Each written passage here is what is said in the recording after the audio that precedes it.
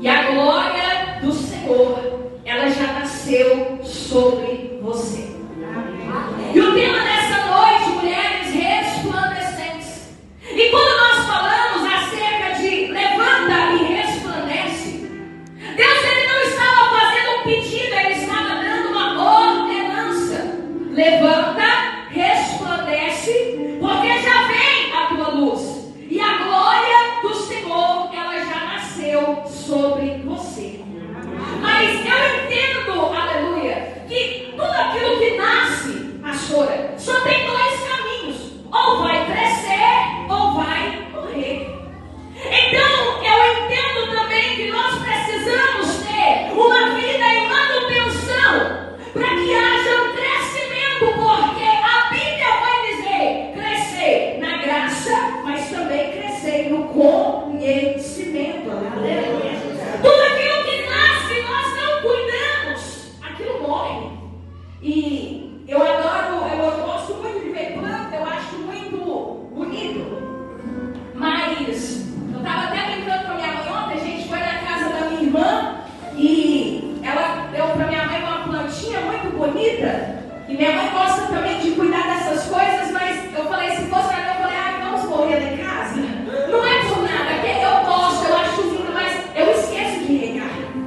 Também estamos juntas ao mesmo bar.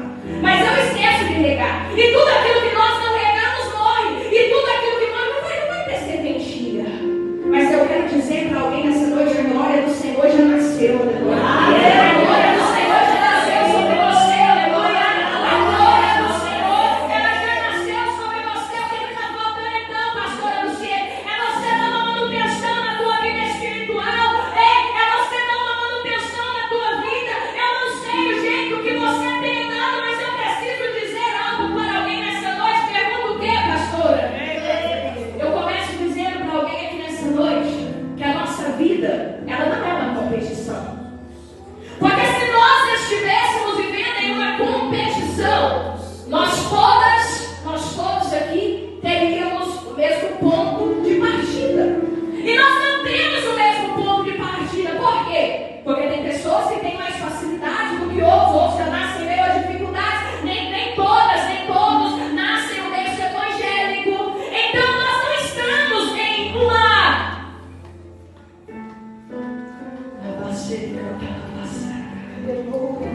Nós não estamos em uma competição. E o que eu quero dizer é que ele tem história para você, aleluia. Você pode levantar a do vizinho, parece que ela é mais verde do que a sua, mas Deus tem história com você. Para de olhar para a história dessa pessoa que está do seu lado, porque nós estamos vivendo numa era onde histórias, status, eles têm levado pessoas à depressão. Por quê? Porque quando você olha o status da amiga, da vizinha, você olha o status de alguém e a vida é perfeita, o cenário é perfeito, a história é perfeita. Mas eu quero dizer para você que não tem ninguém postando os fracassos, não tem ninguém postando história quando a cabeça deita no travesseiro, não para você em casa. Nós não estamos em uma competição, ele tem história com você.